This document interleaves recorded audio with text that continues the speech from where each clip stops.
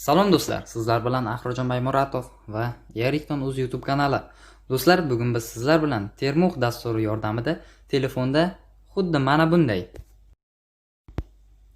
mana shunday poyezd animatsiyasini yasaymiz. Demak, boshladik.